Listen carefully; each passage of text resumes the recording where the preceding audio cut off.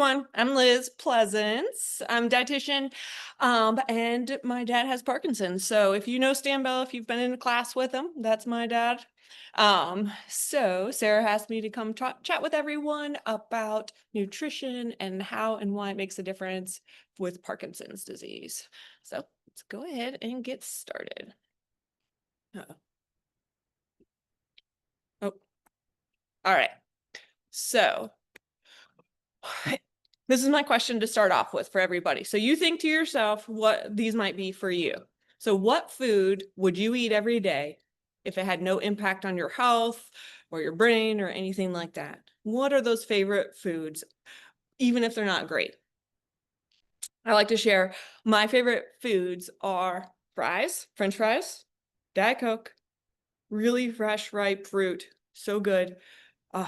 And it came out at the end of the last presentation. Lucky Charms is another one for me. The reality is that those yummy foods that I love so much aren't the greatest for me. And I understand that. That doesn't mean I don't ever have them. It doesn't mean that I try to avoid them or beat myself up about it when I have them. I just try and make sure that it's within balance. And we're going to get into a few more of those types of things today. So once you kind of know what those favorite foods might be for you, I want you to start thinking about, okay, how do they impact your mood, your pain level, your happiness, how well you sleep, how your relationships might be going, your energy level, all those things. It's really important to kind of be aware of how the foods that you eat, how they impact and affect these things. All right. So hopefully at the end of this lesson and after the end of this talk that you'll be able to do a couple of these things. One, you're going to know too much about me and my family. That's just a reality. I use my family, my personal situation as kind of examples, but also helping you to see that things don't have to be perfect. Things don't have to be a certain way. It can be wonky and you can have certain stipulations. I love use my family for that one. Also be able to identify what makes your own individual situation unique. Everybody has their own set of things that they're dealing with. It can be finances, it could be health, it could be what your symptoms are. It could be so many different things. It could be if you live alone, if you have a car, all these things really do make your situation unique, and it impacts what you eat typically. I hope also at the end that you have the confidence to try something new and possibly fail, and that's okay. And also appreciate then how food is affecting your brain and your body. All right, so a little bit about me, why I'm here, what I do, and just kind of knowing what my background is. First of all, I'm a highly anxious person. You would have gotten that much more clearly in the in-person one, but that's okay. You get the mellowed out version of me right now. But that is something that I deal with. My family, they're at the very top there of the pictures, 17-year-old stepson, a almost 9-year-old boy, Sammy, and then Georgia, she's about to be 6 in 2 weeks, I think. Lovely husband, but we are all over the place. We are helping my mom and dad who are a little bit down the road. We are doing school events, sports, things. Life is crazy. Life is crazy. I use my garden as my place and my pets, as you can see, that's Junebug there, as my place of meditation, peace, and finding kind of calm within this crazy world. All right, so let's get to it. How Parkinson's disease affects eating. All right, so for you guys there, thinking about things like energy, right? How much energy do you have? Do you have the ability to stand up and cook meals, to cut, to prepare? Do you have everything you need to cook? Do you have the time, the space? It also impacts how you eat, chewing, swallowing, how that's going. And just for the sense of this presentation and what my expertise is versus others, we are not going to focus on the actual act of eating. So not the chewing, the swallowing, those or the adaptive utensils. We're not going to focus on that. We're going to focus more today on our food and then also how that food affects our body and Parkinson's. All right. So this is where I like the flip side. This is where we do have some control here. So how food affects Parkinson's disease. First of all, right, we know it affects your brain. We know that. So the good food going in can have a positive impact on your brain, but also the bad food going in can have a negative impact on your brain. So your brain's a powerhouse. It can also, of course, food can affect your weight. It can affect your symptoms. It can affect how well your gut is digesting, all sorts of things like that. So it's important to realize that what you do eat does matter. All right, so now we're getting into the nitty-gritty basics here. So first and foremost, you want to have that healthy gut. So when we're talking about the healthy gut, that is your powerhouse. That is the place where your body encounters attackers, offenders, things. That's where your body fights. That's where your stomach sends messages to your brain. What's going on? What are you encountering in your environment? So many things. It is so important to make sure that these are working well together. So we want the gut to be healthy. How can we do that? Well, we can definitely work on increasing some fiber, complex carbohydrates, getting enough fluid, making sure that everything gets out that needs to get out, helping to create a good environment for those good bacteria. Very important. On the flip side, and this is where I like to kind of think about things, is like, what hurts then your gut and your gut health? Simple carbohydrates, sugar, white starches, white rice, white bread, those things, they fuel those bad bacteria in there. They keep it from letting the good bacteria thrive. Processed fats and processed sugars also are going to hurt that gut bacteria and really going to or help hurt that gut. Stress always is going to play a role in that stomach and that gut. Again, that's part of that information powerhouse. Your brain is needing those receptors in your stomach, and the stress is just not going to be doing good stuff for your belly. So constipation. Does anybody struggle with constipation? Yeah, definitely. That's a thing out there, right? So why is it so hard? What is going on here? Well, your gut has slowed down. Your gut has slowed down. Things aren't moving around as well. It's hard to move around just in general. So what are some of the things that can help it? Fiber, that's a good one. You definitely want to get fiber in there. That's kind of what keeps things moving. Then I want you to think about fat. Fat is like lubricant. If you're not having enough fat in your diet, then you might not have enough of that lubricant to help things move through quicker or in a timely fashion. Fluid, same thing. You got to have some moisture in there. Activity, being up and moving, helps to kind of get the gut moving as well. And then there are also some certain supplements out there. Magnesium, that is one that can help with using the bathroom a little bit easier. That's also a good one for sleeping and just calm in general. All right, and then we're going to the flip side. What is going to make constipation worse? Medications, potentially. I always think this diarrhea, constipation are almost on every med list of a possible side effect. So medications can definitely impact how your gut's doing. Certain foods. Did you know bananas are constipating? Did you guys know that? Yeah, bananas of all things. So if you're a banana a day type of a person and you struggle with constipation, might be worth trying a week off of the bananas or even a couple days off the bananas and see if that makes a difference. White rice, white bread, those things are going to make that constipation worse. And when we talk about supplements or like the magnesium is helpful, but other ones like iron and calcium, they could make constipation worse. They can actually really slow down the gut and make it hard to go. So inactivity, low fluid, and a low fat diet, of course, can all make it worse potentially as well. Now we're taking the flip side here. So now we're talking about diarrhea.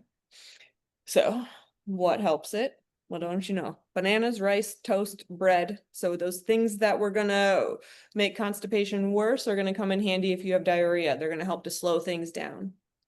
Soluble fiber, like bulking fiber, that can help to give some bulk to your stool, and so it's not so liquidy.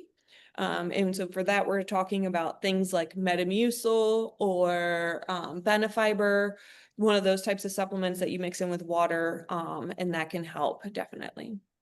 And with diarrhea, you can also, there's lots of medications out there, but I definitely would prefer that you discuss that with your pharmacist and doctor to figure out if there's a good one for you. I told the in-person class that just, you think about Imodium. Some people it works for 2 hours, other people it's working for multiple days. You don't want to swing hard in the other direction. All right, so what can make the medication worse? Or what can make the diarrhea worse? Medications, illness, certain foods like greasy, roughage type foods, sugary foods, fruits potentially. Typically your pea type fruits, peaches, plums, pears, nectarines, prunes, all those are really good for kind of helping things go through. So you want to avoid those when it's a diarrhea time. Those would be good for the constipation list. All right. So the last one on this little list here is our brain. So how does food impact your brain? What helps it? Well, lots of antioxidants. The more colors, the better. So antioxidants are like these little fighters that go in there. When you eat them, they can go up to that brain. They can fight the damage. They can fight the bad stuff in there. They do great things. They're mostly found in fruits and vegetables. Healthy fats, another great thing for your brain. So fish, thinking things like salmon or mackerel, nuts, avocados, seeds, eggs, all really great sources of those healthy fats.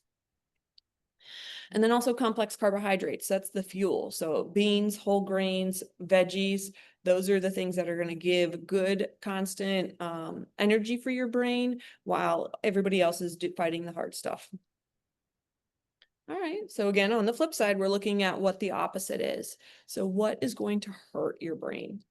Well, processed foods is one. If you can't read the ingredients in it, chances are it's probably not doing great things for your brain. Red meat is another one. You don't want to be eating red meat too often. Alcohols, again, one that's not going to help that brain for too often. Sugar and nicotine. And this is where I'm going to come into where I explain my nutrition spectrum. All right. Because we have this lovely paper version of this, I'm going to read it to you. So, but this is the green side. So this is the good. This is the red side. It's the bad. So I want you to imagine a spectrum here, right? Best in the world, not so great. So food, that's the best. You can't see that at all. We're talking, there's a middle is what I'm getting at. You can have the best diet in the entire world and be at the optimized, but there's always going to be something more you can do. Perfection is not what we're aiming for here with your brain. What we're aiming for is better. So we're always aiming towards having that better nutrition, which in turn goes to help better health. On the flip side, the things that are working against it doesn't mean that we don't ever enjoy some of those things, but maybe thinking about how much and how often. Dosage makes a big difference. So kind of keeping those things in mind and realizing that each and every one of you is somewhere in the middle. Somewhere in the middle on the spectrum of perfect good health and food to crappiest food and poor health. Somewhere in there. I can tell you I am nowhere near perfect, but I am in the middle and I am aware of how my food affects my body and how often I'm really willing to sacrifice that in order for the pleasure of just eating. There is a middle ground here. And so this is what I'm getting at, is that it doesn't have to be perfect, but you can always be working a little bit more or making little changes to get a little bit better. So when we're looking at these processed foods, red meat, alcohol, sugar, nicotine, these pleasures, essentially, we're looking at, all right, how often, how much are we having of these? Is there an easier choice or a better choice I can make or a different choice? Those are how I want you to kind of think of that spectrum and where you are and what the options are. All right. So the gut-brain connection. I've alluded to this, but this is exactly what I'm talking about, is that there is a pathway from your gut all the way up to your brain and back. So the good and the ugly and the bad, they all travel to the brain.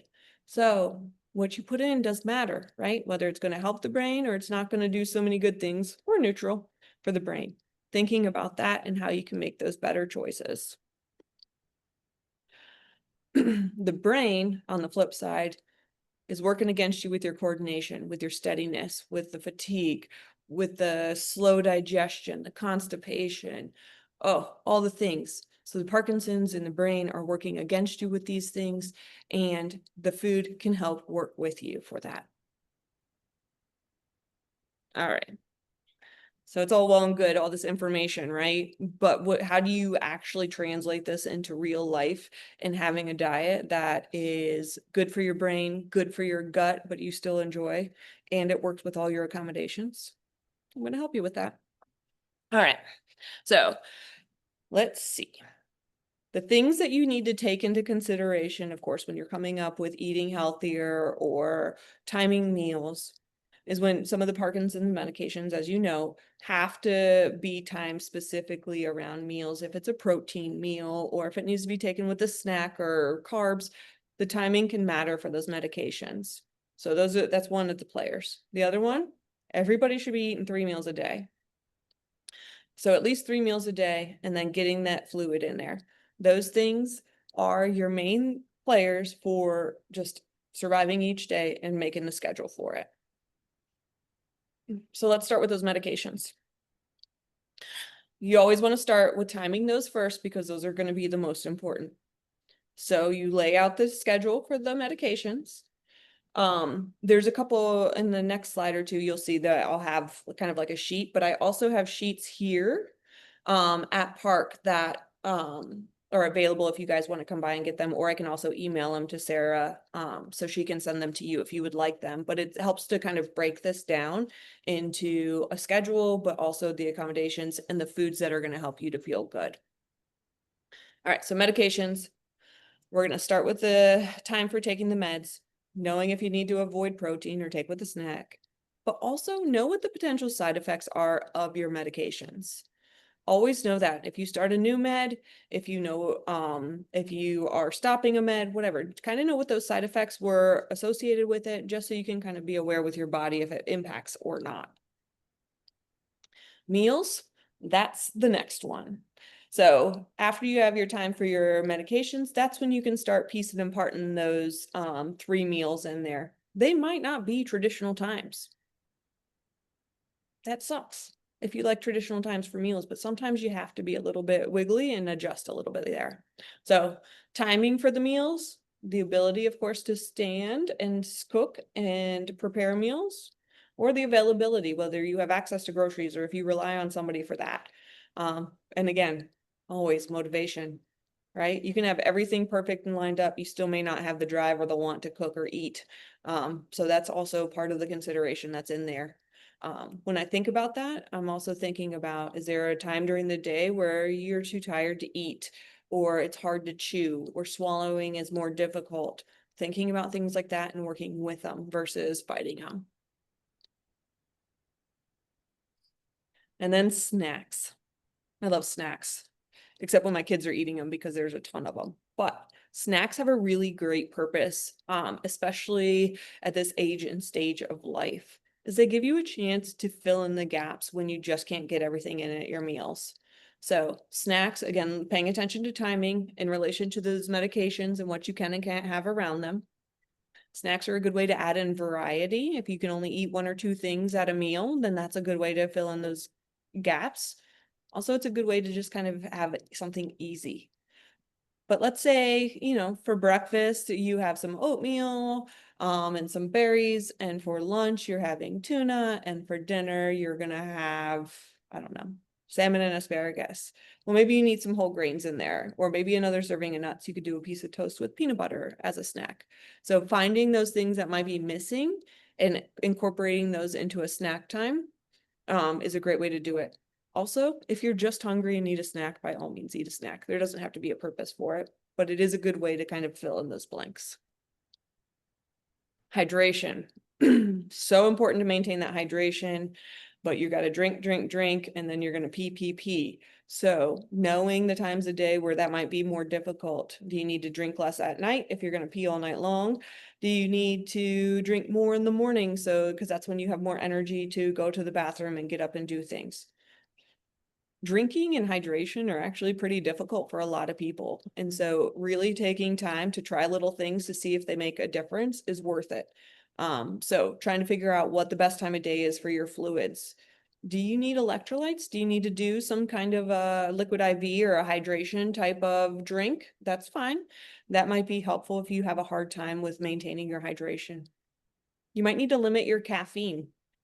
Caffeine's a diuretic, which means it can dehydrate you. It's going to make you go to the bathroom more often. Caffeine also in small amounts can be really good for your brain. So it's finding that balance again of what can help you and what's working against you.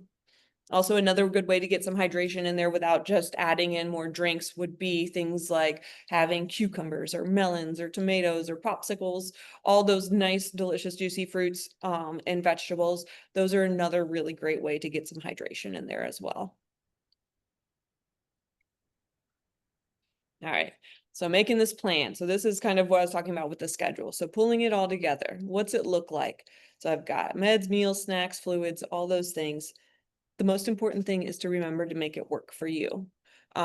So filling in those gaps, knowing what you're working with, what your special circumstances are, and trying to work around those or work with them instead of fighting them. Sample, and again, I have a printout of this that actually is a full list that you can make a meal plan if you wanted to. All right. Sarah, if you thought that one was fast, this one's real fast. So let's review. We're gonna go through on this, and I made this little questionnaire. Parkinson sucks. Is that true or false? Can you make a T if it's a true? There we go. I like it. You need to eat every day. Is that true? See you. French fries are the best food in the world.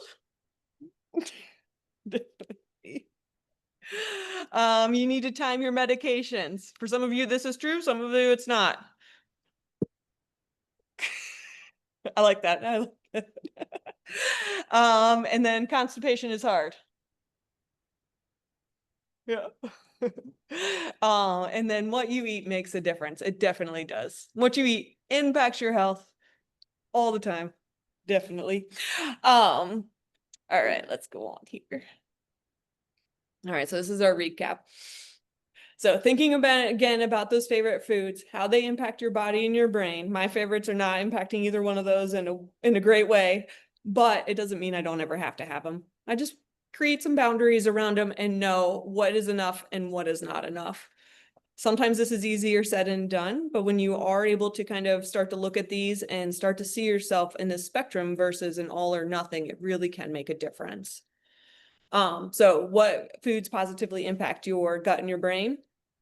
Antioxidant rich fruits and veggies, all the colors, eat all the colors. That glass of wine I see, that has some antioxidants in it. We're not promoting a lot of alcohol, but I'm just saying. It's got some antioxidants in it. So those are all the good things, all those good colors. Fiber, definitely coming from your fruits and veggies, all those good things. Complex carbohydrates, those are going to provide you with great vitamins, minerals, fiber, all sorts of good things, and some protein in there, and those prebiotics for those healthy gut bacteria. So those are good to have in there. And for your healthy fats, things like nuts, seeds, olive oil, coconut oil, avocados, fish, flaxseed, all of those good healthy fats, again, really great for your brain, really great for your gut, good things to incorporate. All right, so I'm going to go back to this page for a second, and I do have a bag of tricks here. So what does this actually look like? As I've said over and over again, it's the translation that makes it a little difficult, or the translation from science to real life. So making things, there are so many different levels available. Some of you can stand and cook, shop, do all the things. Some of you may can't. Some of you have to rely on other people. But there are different levels of the healthy. It's all about getting a little bit better, not being perfect. So here are my kind of examples that I have from my pantry. One, this is flaxseed. Anybody use flaxseed? I don't see any hands. That's okay. And I also don't see everybody. So ground flaxseed, this is really good for your gut, for your brain, good healthy fats, all sorts of things. I got this from Whole Foods, so probably pricier grocery store, costs about $5. Not expensive, does amazing good things for your body. Keep it in the fridge, sprinkle it on yogurt or oatmeal, or put it in baked goods, anything. I add it to as much as I possibly can because it's so good for you and for me and my family. Keep it in the fridge though, so it doesn't go rancid. That's my only stipulation with that one. If you go to Food Lion or Kroger, any of those, look for Bob's Red Mill version if you're interested in adding this. And it also has to be the ground version, not the whole seed, to get all the benefits. But I definitely put this on yogurt with some berries and some granola, and it's delicious. All right, so that was one. This is another one. This is pancake mix. So homemade pancakes to me would be the gold standard. Delicious, but not realistic for day to day. Protein mix like this is a good option. There are lots of things out there though, pancake mix. Lots of them out there with not all great ingredients in there. Know what your ingredients are and if you can pronounce them. The reason I have this one specifically is it's got protein in it, 15 grams of protein for what we make is 2 pancakes. And then it also has whole grains. It's made with whole wheat flour, oat flour. The kind of weird things on the ingredients are just protein from milk and protein from wheat that are added in there. So good ingredients, simple ingredients, easy kind of stand and make within 10 minutes type of a situation. You can take this a step further. What if this isn't going to work for you? You don't have the ability to stand up for that long or make it. They also have freezer versions of this. So you can see there's different levels of different things and you can still be healthy. You can still find those. Some things may be a little bit more expensive, but they might work better, but they're going to also serve your health better. All right, I'm only going to do 2 more. This one, dried fruit. Dried fruit is a really great way if you need to increase your calories. This is a great way to do that. Just make sure you don't have a whole bunch of added sugar in there. Those added sugars, not great. And on the back, it'll tell you what's the total sugar and then also the added sugar. It's that added sugar you want to be 0. But dried fruit, add it to your oats, eat it as a snack. It's delicious. And again, these are cherries, so these are full of antioxidants as well. And then Triscuits. Triscuits, do you know what's in Triscuits? Wheat and salt. That's it, and oil. Wheat, salt, and oil. Simple ingredients, whole grain, nice snack, pair it with some cheese or some meats, something like that. That would be great. All right, so that was my bag of pantry things, hopefully to give you some ideas of some quick, easy options that are also still good for you. And again, it's not about being perfect. It's definitely about figuring out the foods that are going to help the brain, help the body, help the gut, and trying to slowly increase those. The other ones will slowly decrease. All right, I'm going to turn it over to Sarah. All right, so if you all are interested in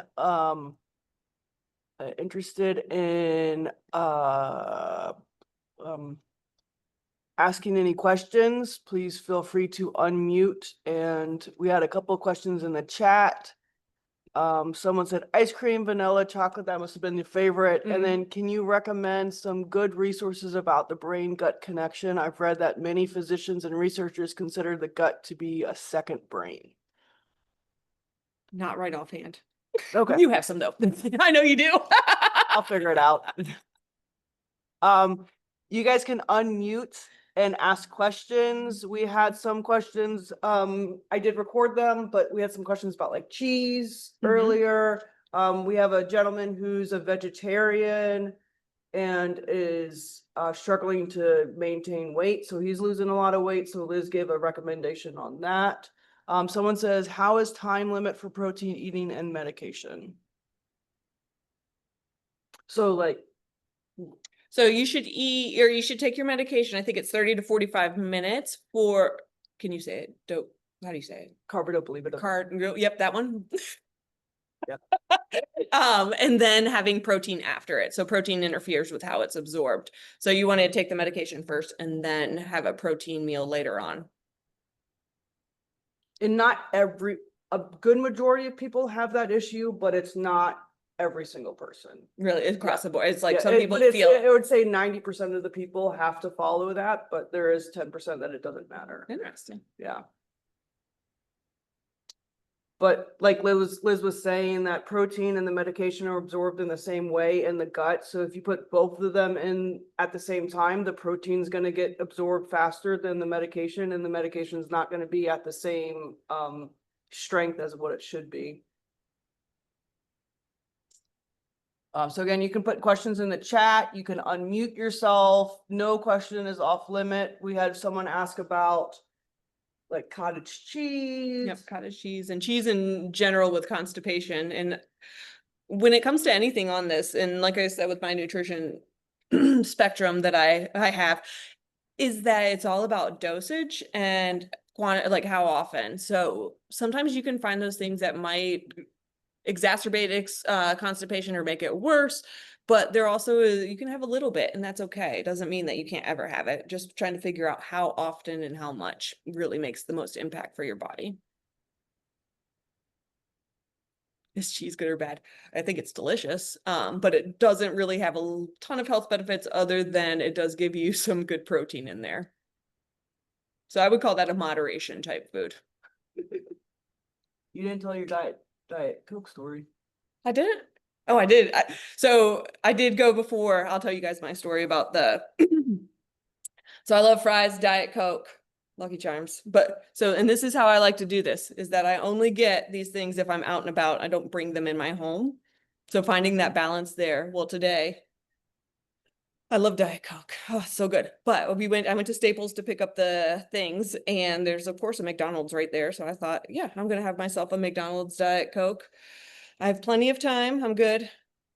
The line took forever. And I was like, oh, well, that's a sign, but that's okay. There's Chick-fil-A. So I can go to Chick-fil-A and get it. And I sure did. I got it and I enjoyed it. It increases my anxiety. It makes it worse. It makes my belly not do great things, but that's okay. It was worth it today. And I make that choice. I know what it's going to do to me and I make that choice. I don't make it daily though. And so it's finding again that balance of pleasure and the negative kind of repercussions of it. I was shaking earlier. I think I came off of that though. Any other questions?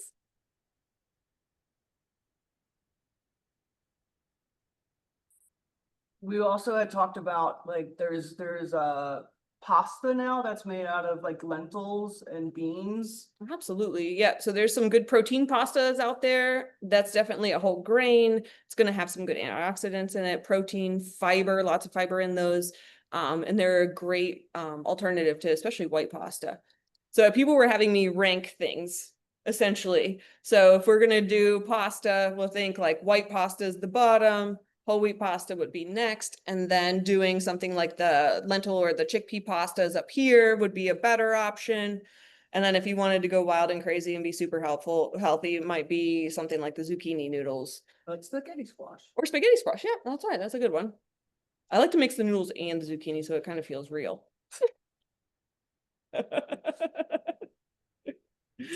Trying to think of what else we talked about. Someone else also talked about like late night snacking. Oh yeah. So he finds himself snacking in the middle, right before bed, and then waking up in the middle of the night. And he also ends up being a vegan, actually, he's vegan. Oh yeah. And so Liz was saying he may not be getting enough during the day, and that's why his body is asking him to feed him more, during the night. Yep. And that's it. Is like your body will tell you some of those things. So if you have these times of big hunger, typically there's something it's missing earlier in the day, especially if it's not at predictable times like a breakfast, lunch, and dinner type of a thing.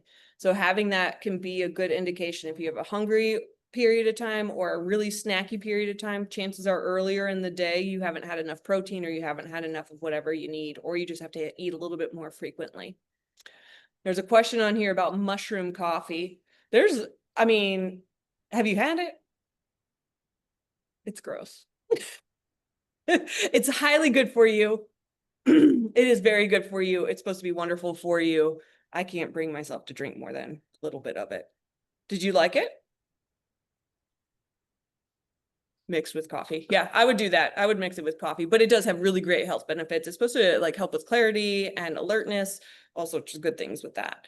And anything like that, any of those supplements or kind of, I'm going to put it out there as kind of like a fad type thing or a new, exciting something that's has lots of health benefits. I always like to proceed with caution, but not to necessarily be scared. So something like that mushroom coffee, it really does talk about like all these great benefits. And if you like it and it works mixed well with your coffee and you notice it does things or you enjoy it, then keep doing it. Awesome. If you're not noticing any benefits and you're kind of mediocre about it, don't keep doing it. Don't waste your money on it. That's how I feel about a lot of those things out there. I will tell you though, the flaxseed, go ahead, invest. Beet juice. Ooh, beet juice is good for you. That's full of antioxidants. Definitely that color. You can't find that anywhere else. We also had some questions in the group about how to layer kind of different chronic diseases. So we've got Parkinson's disease, but what if you also have diabetes or kidney disease or, heart health type things? Some of these diets or recommendations or guidelines don't always line up. They don't always line up the same. And so you have to pick your most important or your most critical thing, disease, diet specific thing for you, and you start there and you work the other things around. Specifically, the question was about kidney disease and the potassium, also protein would play a role in there, but also, having those things with the fruits and vegetables. Yes, fruits and vegetables provide you with antioxidants, but if they're at that level where they are going to be hurting your body, then of course you want to push those to the side and focus on the things that your body does need. Recommended supplements. I'm not comfortable recommending supplements without knowing more about your medical history. I'm just going to put that out there. I think a multivitamin is good, but I'm not going to put anything else out there on those. In terms of over-the-counter prebiotics, probiotics, I think they do have a benefit. I think you also have to eat good to have them be fully beneficial. And again, eating good would be lots of good fibers, whole grains, fruits and vegetables. Those are the things that those healthy bacteria thrive on. That's what we want. We want a good gut health. If you are a person that's not eating maybe the healthiest things and you start to add in more fruits and vegetables, you may notice you'll be gassier. Maybe you go to the bathroom more often, maybe not. But your body, that's a good sign that your body is like adjusting and changing. And it's typically not a forever thing. It's more of just a transition period, kicking those bad guys out and letting the good ones take up house. Doctors. Yeah, I would say for the supplements, talk with your doctor. I just don't want to mix anything supplement wise with medications or contraindications. Supplements are one of those things, especially vitamins and minerals, where typically too much is not better. Oh, seed oils versus nut oils. We also had questions about that, and if I had an opinion on seed oils. My husband, who's very opinionated, does. I don't. We tend to just I focus more on just the oils that I know are good for us. So avocado oil, coconut oil, both of those oils tolerate high heat in cooking, and so they don't change into crazy things at those high heats. So those are what I use for cooking. Both really great for your heart and your health in general. Olive oil, flaxseed oil, walnut oil, those are all really great for raw or salads or, using them as is without cooking. Those have a tendency to change a little bit when cooking and they become not so great for your body. And then we use butter, a lot of it. Butter, I would choose that over margarine in a heartbeat, but that's just, again, it's the chemicals versus the single ingredient. I said I would choose butter over margarine. Huh? What did you say before? I don't know. What did I say? No. I thought you said this. I might yeah. We'll find out later. Yeah. Any other questions? Feel free to unmute as well, type it in the chat. We also, you had talked earlier at the very beginning that you weren't going to touch on like swallowing and stuff like that. If you guys were here on our presentation in March, we had a speech and language pathologist talk about speech and swallowing. So you all need that recording. I still have it. She talked about different types of foods to help with people who have swallowing issues and different things that you can add to the food to make it easier to swallow. What if you've been told you need to gain weight? So gaining weight, okay. So this gaining weight is actually hard when you're trying. It is very hard. So you want to focus on calorie dense foods. When we're talking about weight gain, you want to add in some extra fats because that, of course, is going to be more calories and less volume. So that's a good way to kind of get nuts, avocados, those things. Those are definitely more calorie dense foods that are so good for you. But also on the flip side of that, they tend to make you full for longer. And so then it's hard to eat more frequently. So having the fats in there definitely important, but also balancing that with some good carbohydrates, because carbohydrates have a tendency to keep you hungry. They make you want more. They're not going to fill you up for a long amount of time. So those carbs have a tendency to be the thing that will help you to gain weight easier.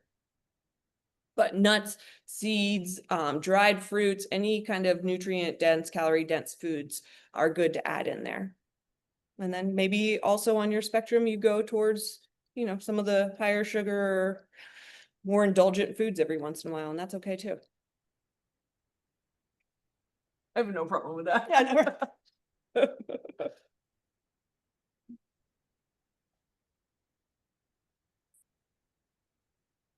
Yeah, we still have time, so don't be shy on questions. Liz is here for another 17 minutes and then she's gonna have to get scraped off the floor.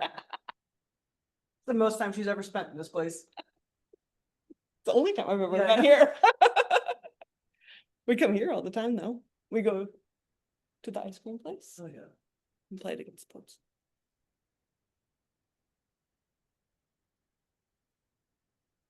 Yeah, remember. I get bored of eating the same thing over and over again. I do too. I do too. So one of the things that I like to do is I get in these ruts too, where I just, it's all the same, or it feels, I don't know, just boring. Get a notebook or come up with a list of the things that you typically eat. Kind of everything, lunches, snacks, whatever it is, whatever the things are that are your typical go-tos. And then sometimes when you look at that, you can see, oh, okay, maybe these are more choices than what I typically or what I'm actually thinking. But that also gives you a way of saying like, okay, well, I'm getting in a couple servings of protein, but I need to add more. So you can then start to focus your look on finding other things that might have protein in it. I do have the handouts. I don't know where they are, but I have handouts, but it actually has on there lists of ways to add in antioxidants, like what foods are going to do that. It has in what to add, essentially, is what it is. But I call those idea lists because when you're in a rut, sometimes you just don't think out of the box. Here it is. So it breaks it down. You've got a list of proteins, fruits, veggies, whole grains, and then on the back, it's got examples of what like a meal plan might look like with snacks and breakfast, lunch, and dinner in there. So having this sometimes can help to spark. You just got to find that spark of a new idea or of something you haven't visited in a while food-wise. And that can really help to find if you are a person that can eat the same thing every day for 3 weeks and then all of a sudden never want to see it again, write that item down that you just did or all the ones you can remember, because eventually they will circle back in. Simple recipes, always looking at the grocery store to see what other kinds of options might be out there. But don't ever, there's also this list. But don't ever go out there and just buy a gazillion different things expecting to, to change everything up in one go. This is more of have a couple ideas, try something new. If it works, great, keep doing it. If not, turn that away and refocus and come up with something new. So it's 3 sheets. They'll be sitting here at Park for you guys if you want them. And like I said, I'll email them to Sarah. So she's got whatever email copies of them, not hard copies. That's all I could think. But then that way it'll help hopefully for you for some ideas. Oh. Potentially. I like that. So Maybe not. if making a smoothie with some banana might adding some ground flax cancel out the constipation effect of the banana, it potentially could. It's worth a try. I also have a smoothie sheet, so I was already gonna email that to Sarah, so they have it, but I can put that in there too. But the banana adds sweetness to most smoothies. If you're not adding any other kind of like sweetness, you know, berries don't add a lot of sweetness, but the banana does. So that kind of is the thing. If that's your sweet spot in there, then keep it in there and see where that flax can balance, but also add maybe in some berries. Also, maybe try doing it just every other day and see if that makes a difference too with the smoothie. And How does milk fit in? Milk. do you like milk? So. Put it on cereal. Yeah, it's got some protein in it. I mean, I'm all about if you like milk, drink it, but if you don't feel like you need to. You got to make sure you have a source of calcium though. So making sure either it's yogurt or cottage cheese or taking a calcium supplement. What if milk doesn't like you? And you got to use, that's a good question. So a lot of times people use milk alternatives. So soy milk, almond milk, any of those. You have to be cautious with those, especially if you're counting that as a protein, because most of those plant-based milks do not have protein in them, with the exception of some that have them added. There's actually a flax milk that has one in there that has protein added to it. But soy milk is typically the other one that's going to have some comparable protein to regular cow milk.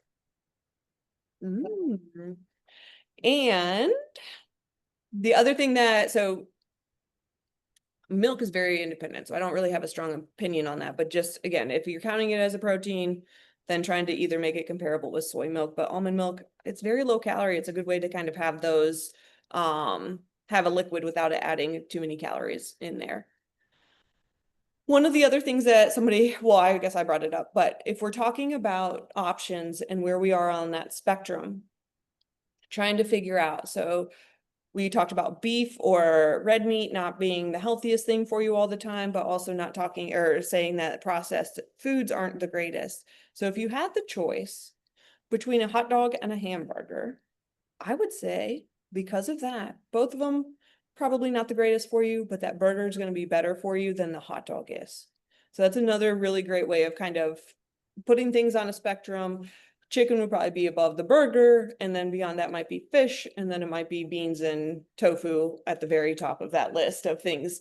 So there's definitely steps and stages that you can pass. Like that too. Can I use that? Yeah. Can I see it? They can't see it, but I'm asking you. Oh, I'm gonna draw a plate. okay. All right, so we're talking about the plate. Oh no, this is good. Okay. This is good. All right. So the question was, what should a plate look like? Like your plate of food, what should it look like? Should it be quarter this, quarter that, a third of this, half of that? All right. I count fruits and vegetables as the same. Some people love fruits more, some people love vegetables more. Whatever the case may be, they've got very similar nutrition in terms of fruits or in terms of vitamins and minerals. My kiddos are fruit kiddos, and so they don't eat very many vegetables. I just fill up their plate with fruits. So on my little board here, you can see half of it is fruits and vegetables. That's what F and V are. Fruits and vegetables, half the plate, or fruits or vegetables. A quarter of the plate protein, and then a quarter of the plate starch would be ideal. The other thing is using that list thing that I have and kind of just pulling from each section of that. And that's another good way. If the carbohydrates are easier to get in than the protein, if the protein's going to fill you up too much, have a little bit of the protein, but then fill up on some of those carbs. That way you can have more calories if you need more calories. So we were also talking about cereal and oatmeal and different things. I didn't even pull out the oatmeal. So looking at different packets. So I like also, again, the convenience options. So these oatmeal packets, it doesn't matter what brand you get, usually they have at least 10 grams of sugar in there.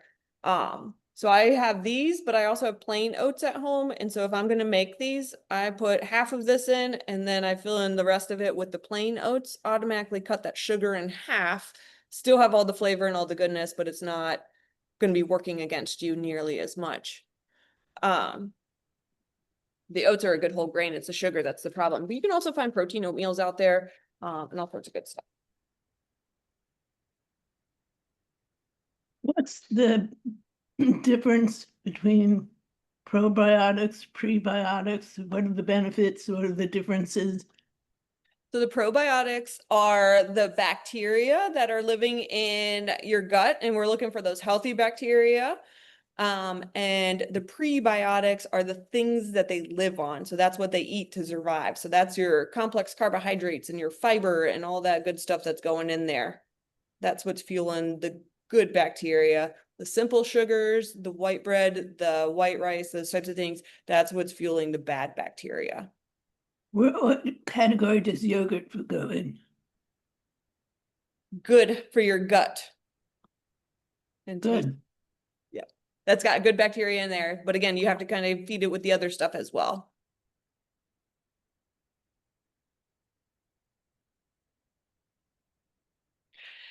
The other one we talked about was sweeteners and what would be the best sweetener to use in terms of like sugar, honey, maple syrup, things like that. Any kind of processed sugar that started off like your granulated sugar that started off either as a beet or as a sugar cane, probably a beet. And then it's been processed into white sugar. That is not good for your body.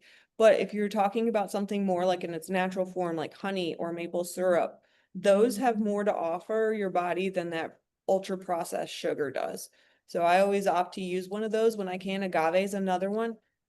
If you have diabetes, if you're sensitive to sugar, these will still impact those. It's not like a 0-calorie sweetener.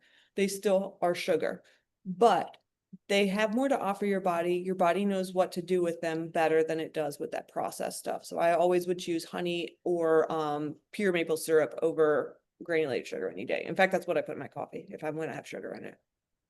Honey? No, ew, I don't like honey. Maple syrup. Duh. You just met me today. Why don't you know that? Who put Lucky Charms in my cereal?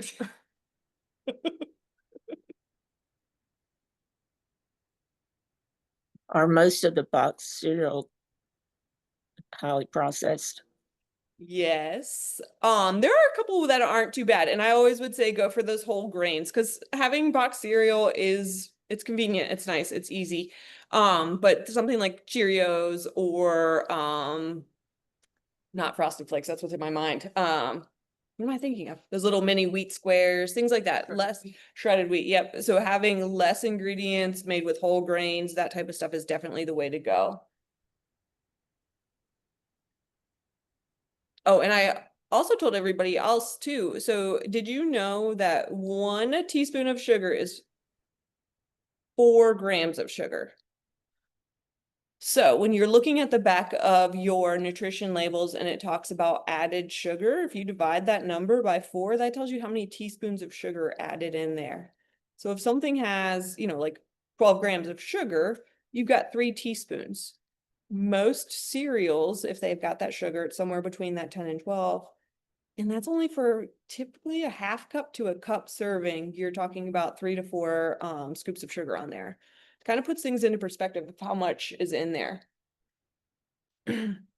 So increasing that fiber is important. Cereals are a good way to do that when you're choosing those whole grains. Oatmeal is another really great whole grain, but really looking for that dietary fiber in there versus the white version. So if you can see a couple grams of fiber, if you can look and see that it's whole wheat, whole oat, some kind of flour that has the whole word before it, those are going to be the better ones in your ingredient list. Is there a number we should be looking for? Like anything more than 4 or anything? So, no. So, no, I think, so fiber, if you're looking for a carbohydrate that we're gonna consider to be complex, it's gotta have some fiber in there, and it's probably gonna have a little bit of protein at least. So like my Triscuits box here, for 6 crackers, there is 3 grams of fiber. So half a gram of fiber per cracker, not bad. 0 sugars, including 0 added, and then 3 grams of protein. So that's gonna add a little bit more in there. Yep, and so the Kodiak protein pancakes, they've got 5 grams of fiber and 15 grams of protein. Another really great combination. Again, those whole grains, that's where it makes the most difference, because if you were using white flour, there wouldn't be nearly as much flour or as nearly as much fiber in here. I think I did. And then in terms of doing like meats, again, processed meats, this is another one. So we're looking at tuna, water, and salt in this can. Not a bad combination. Same thing with salmon. You can find the same thing, really great protein sources, good healthy fats. But in also a shelf-stable form that's easy to prepare. So also a good option. I would highly choose this over a hot dog or any kind of deli meat, but it doesn't mean I don't love a turkey sandwich. It's just I choose this more often. When making tuna fish, what do you add to it? Mayo. Okay.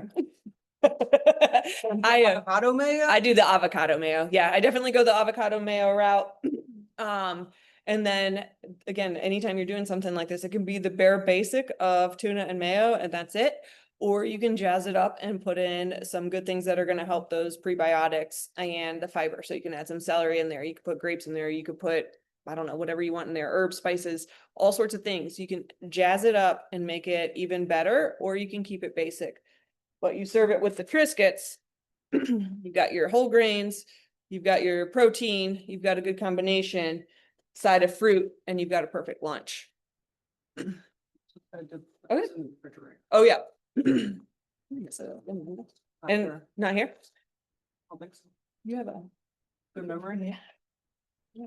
All right, so flaxseed has to go in the refrigerator. You don't want that to be stored at on the shelf, just because it is those healthy fats go rancid quicker at room temperature. So if you keep them in the fridge, they will last longer. Natural peanut butter goes in the fridge. Yes. No things to keep it shelf stable or together. We only have a few minutes left. Do you suggest when we're grocery shopping to go on the outside of the grocery store? Definitely. As many colors as you can get that are on a fruit or a vegetable, looking at their proteins that are lean. There's all sorts of levels you could go with those types of things, but limiting things like bacon and deli meat and looking more at the whole, whole pieces of meat type of the situation for that. Beans, so good for you, great fiber, great protein, good for your belly, good for your gut, good for the healthy bacteria. If you like beans, eat lots of beans. They're so good. The more you eat, The more you do it, the more you do. the better you feel. The better better you you feel. So No. should all these things be like hemp seed and chia? Should they all be in the refrigerator? I do keep them in the fridge, yep. Okay. Or the freezer, definitely. And peanut butter, you say, in the fridge? The natural ones or the ones that are only like peanuts and very limited ingredients, definitely. And then Oh. upside down or no? I do upside down. So I store them upside down before I open them. So the oil will go the other way and then stir it up real good. And then once you put it back in the fridge, it should stay together pretty well. It's just hard to spread.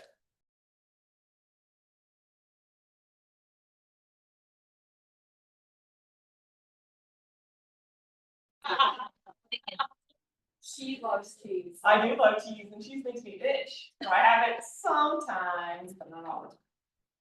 Yeah, that's what I would say is if you are, in terms of constipation, if that is the thing that's going to stop everything up, microdose it or have smaller amounts. Definitely pay attention to the quantity, because a lot of times that is what's the difference. It can be a little bit is okay, too much is not okay. Wow.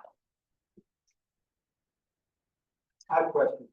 I tend to have a late night snack, not too late, but something to still my stomach when I go to bed. Right. And 4 or 5 hours after that, I get restless and I feel hungry.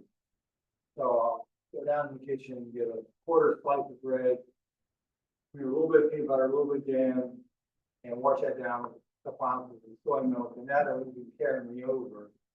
But I'm trying to get out of that habit. I feel like I'm eating at the wrong time. Right. And, do you have any suggestions or insight on that? What do you have for your bedtime snack? Sometimes, cashew cereal with some frozen fruit. Or if I have a good solid dinner, that'll be still with me. With something like, chicken or weekly. Sometimes it's some frozen food like frozen cherries or hard cherries. I think, so usually when I see people that are, or when people that are, eating overnight, it's typically not enough food during the day that has a tendency to trigger that. Do you eat enough during the day? Well, I'm a vegetarian. That's probably part of it, just because your body's gonna process that a lot quicker than not. Do you do eggs or, tofu? Tofu. Yeah, tofu, whole grain, very warm. Chicken. And beef gluten.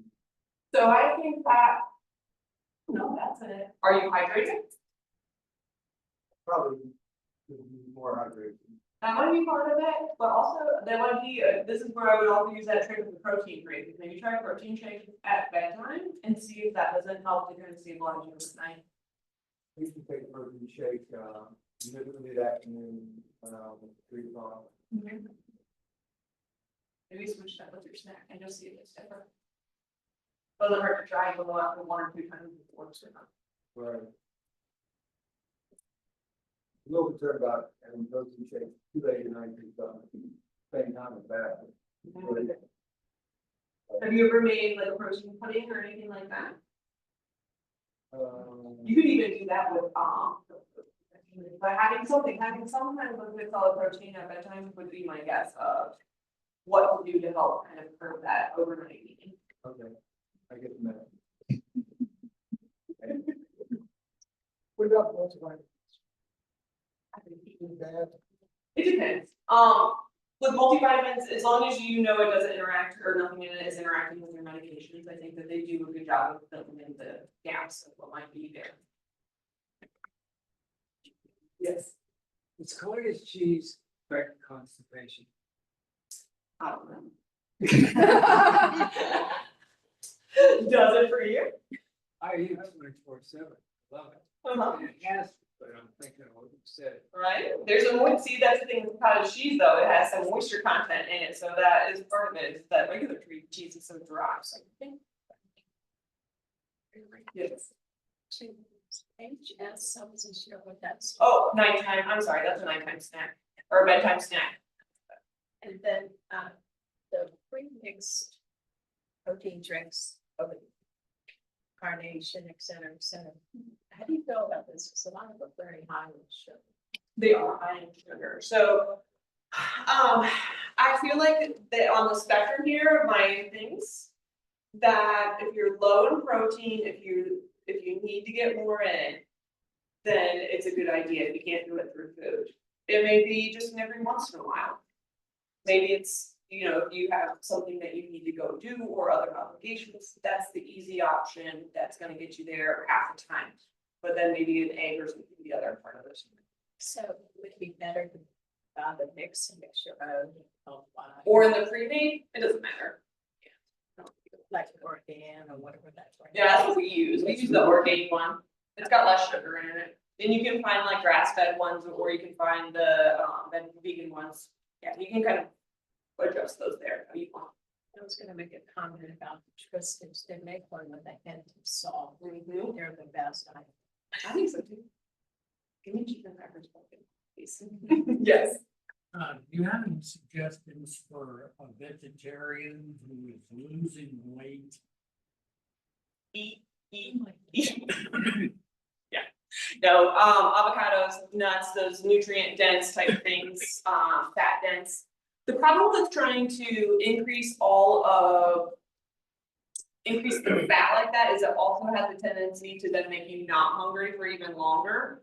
So, I like to add nuts, seeds, those types of things in there, but also fruit. Pump up those whole grains, beans, things like that as best you can.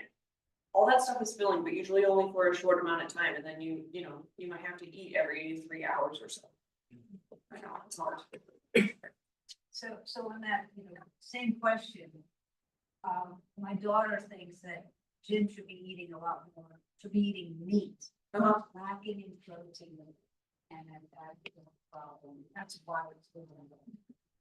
Well, I mean, I think, from this perspective, is there could be a lot of things going on. It could be your energy expenditure and you just can't meet it with eating. Protein potentially could help you. I mean, in terms of animal protein, if you wanted to, but if you don't want to, you don't have to, like that's a personal choice and you just work around it. That's one of those circumstances things. But I would definitely say don't be scared of having some of those carbs in there. Thing with the carbs, they digest quickly, make you hungrier, make you want more. That's the evil part for the rest of the world, but for you, that's the good part. Definitely. Yes. Some foods, counteract, brain foods, they're wonderful for you, but if you have kidney problems, too much potassium and things like that. How do you get around the fact that avocados and tomatoes have lots of potassium? So that's that's a very great question. That is where you have the mix of diets, of lifestyles and things like that don't always line up. So yes, fruits, vegetables, high in everything that you don't need if you've got kidney issues, frankly. If you're on dialysis, right? Like if you have some kidney function, potassium might help you. You want to watch your protein though. So the best thing with that is like timing your medications, I said first, and then you're looking at your meal times and then that. You're always going to prioritize your kidney health first and then the others. Because without those kidneys, you're not here. So you have to kind of pick and choose which ones. And again, that falls into your bubble of those circumstances that are unique to you. So what you're saying is that potassium, if you're not in advanced stage, potassium may be a little better for you than not. I'm going to refer you back to your kidney doctor and your kidney nutritionist. Doctors don't like to talk. Well, no, and doctors don't usually know what to talk about when they talk about it. I work with a bunch of them, they wouldn't agree with me. But no, you start with the kidney diet first because that is the most important, and then you build everything around it that you possibly can. Any other questions? Yes. About breakfast, a lot of the nutrition say, about cereal, cereal pretty bad, sugar. What about quick oats, like quick oats, like that, nutritious kind of. I think quick oats are a good whole grain. You can add things to it. You can control the amount of sugar going into it. Did you know that 4 grams of sugar is 1 teaspoon of sugar? Yeah. Next time you're looking at something that's got sugar added to it, look and see how many teaspoons they added. It's crazy. So oatmeal is definitely one of those things. So when you make your own, you can put in maybe a little honey instead and have it not be processed sugar. That would be one way to make an improvement there. You can add some nuts or other things in there as well, dried fruits. How about maple syrup? Hmm? You use maple syrup. Yeah. You can use whatever you want. That's the beauty of how I approach things. You can have your hard lines and your hard yeses and nos that you want, and then you work around those. Once you know what you're working with, it makes it so much easier to kind of have those things. All right, so I told you right off the bat, Diet Coke's one of my things. Before here, I went down, well, I went to Staples to pick that stuff up, and of course, it's right there. So I was like, oh, I'll go get me a Diet Coke since I'm right here. That line took forever, and then I went to Chick-fil-A to get a Diet Coke there. So I did get one, but there are certain things, so when we're talking about certain like stipulations, like the vegetarian, when we're talking about these types of things, you can put maybe some rules or some boundaries around things. So let's talk about the foods that aren't the greatest, that are bringing you closer to the poor health versus the good health. How do you actually incorporate those in and not be feel guilty or feel like you're actually, just like sticking a knife in yourself or something? But how do you do that? Well, you have boundaries. You figure out what is acceptable. What is it? I don't bring Diet Coke in my house. Is there Diet Coke in my house? No, Diet Pepsi, nothing. No, absolutely You come to not. my house and get it. Exactly. Oreos are also at her house instead of my house. So these are the things. If they're in my house, I don't have control over them. I don't. They're there calling right in. They're doing things. The crappy foods they are addictive and they're up here talking, right? Good noise. So Diet Coke, not the greatest thing. Sorry for all you people that are also addicted to it. It's awesome, but it's not good for your body. So if I'm out and about and the opportunity presents itself, then yes, I will treat myself to a Diet Coke. But I'm aware always of how often I'm doing that. I don't purposely go out and seek it. Today I did. But also anxiety, there it is. But having some rules or some like loose boundaries, keeping certain places safe, keeping them stocked with the things that are going to help you to be healthier makes a big difference. All the special extra tweak stuff, so important to have those in your life. Just every day, they're probably not working for your health goals. So you want to find that balance of still having your joy with your food that you really enjoy, but also still getting towards better health goals. Is there a difference between white sugar and brown sugar? Nutritionally, No, they're both bad. but some better options. Pure maple syrup, honey. They still do, if you have diabetes, if you have some kind of insulin resistance, they're still gonna do the same thing that other sugars do, but they're not processed, right? It's got weird little things in there that are good for your body, and it's one ingredient for both of those. I'm okay with that. The sugar we started off as a wheat or a cane. It looks nothing like that anymore, Between potato, white rice and pasta, which one would you choose? Oh, potatoes is heartbeat. Potatoes are a heartbeat. And then pasta. Whole grain pasta. Yeah, you can do whole grain pasta, brown rice, but I'm all about those things. Potato or sweet potato? Sweet potato, every day. Potatoes and what? Sweet potato. Or purple. That's right, antioxidants. That's what we're going. Sweet potato fries. That's a good compromise. That's a good compromise. Any other questions? You had mentioned 3 meals a day. Do you weigh all 3 meals as the same, or do you put a little more on your breakfast or more on your lunch or more on your dinner? I am all about front loading your day as best you can. Now, when I was reading about these circumstances and the medications and the proteins and the effectiveness, sorry for too much information, Dad, those medications did not work for Dad, so we didn't really, they did we took them. But they weren't working right. So knowing like how effective something's being, we never really had that judge on it. But if you know for a fact that your medications, if you are taking that protein, it affects you, you have to wait a certain amount of time. Again, that's the priority, and you just then kind of work around.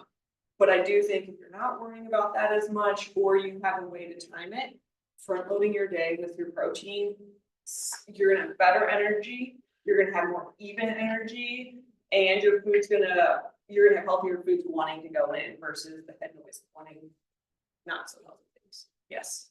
We have a whole aisle of dry cereal.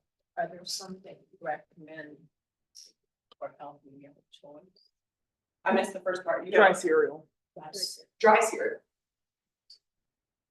Well, chicken nuggets, that's what I eat. Dinosaur chicken nuggets? No, vegetarian chicken nuggets. Bjorns, I don't know if you guys are familiar with those, but they're my favorite breakfast. I eat them every day. Dry cereal. I mean, you can do a whole grain cereal. Cheerios are whole grain. That's a good one to have in there. And especially if you use something like Fairlife milk or have Your some milk great regular milk. grandfather is smiling at you. Yeah. Not Lucky Charms though. That is on my list of things I would love to have more often too, but that's a vacation only situation. So, you know, treat yourself to the cereals that you love every once in a while, but also trying to do those whole grain ones most of the time. Read the ingredients. I did have Raisin Bran in my pantry and I looked at it and I was like, geez, that even had so much added sugar in it. It had like 10 grams of added sugar. Most cereals, if they have sugar, that's how much they have. Any other questions? What are your thoughts on the pasta that's now made out of like lentils or like beans and stuff? Ooh, that's an extra great source of fiber. And maybe protein. And some protein, you're right. And antioxidants. Something else. No, they're great, as long as you like In them. ranking like white pasta, whole grain pasta, Protein pasta or the lentils, chicken stuff, definitely. And then if you want to take it a notch further, zucchini noodles. You have in your brain. I threw them out today. she's making room for the Lucky Charms for tomorrow.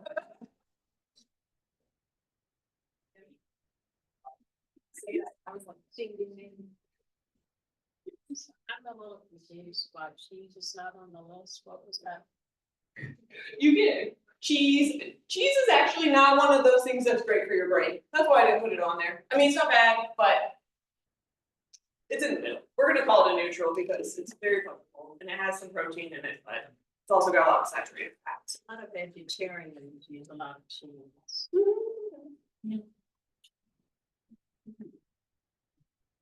We got about 6 minutes left. Any last minute questions? We got a couple more.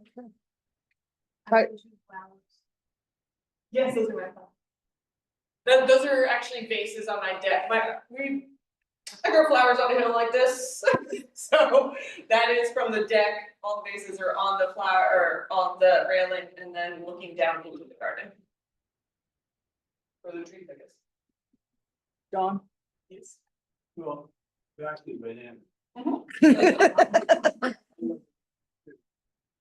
Some would say everything between green and partly right and really like. But we haven't had the effects on patients. Becky, I'm gonna leave this one up to you. You don't want them green, but you don't want them super ripe. You want them, Yeah. like, just. The cheaper they are, the more sugar content. Yeah. Right. I That's actually gonna find swing when it in the they're other direction. over ripe, then it doesn't. It doesn't. Yeah, but it's explosive. It doesn't explosive. Yes. So more or less right is probably going to slow things down more versus more right. One the thing, green is better. And I'm not good with greens though, Jim. Did you know also potatoes, cold potatoes are better for you than hot potatoes? They have a resistant starch that's super good for your belly. So like a cold potato salad, you obviously cook the potatoes first, but then cool them off and they're super good for your belly. Yes. On that same thing, some foods like carrots, are they better cooked versus, cold? Raw. I don't think I the carrots. No. So I've heard varying stories on that. Yeah. There's also a lot of vegetables, like they have benefits with them being cooked and then they also have benefits with them being raw. So it's just kind of, I usually say balance. Another kind of interesting, like, so let's say broccoli or spinach, they have calcium in it and iron and all sorts of good stuff. But it also has oxalates when they're raw. It can block those good things from being absorbed, but when they're cooked, those are released, so you are able to then absorb those minerals. It's interesting, it's weird, but also the raw stuff is also really good for you too, because it's oxalates, they're also doing things in there. I think about you guys seed oil, you have an opinion about seed oil, green seed oil. No, but I'll hook you up with my husband, he's very opinionated on it. I will say, so my son has a sunflower seed butter something allergy. He can do the sunflower oils. I think that the avocado oil and the coconut oil are probably the best for cooking. And then if you're talking about like a salad or something like that, olive oil, and then the flaxseed oil is another good one. Walnut oil is another good one too. Mhm. So I go with the nut oils versus the seed oils, I guess, is what I'm saying. Anybody else?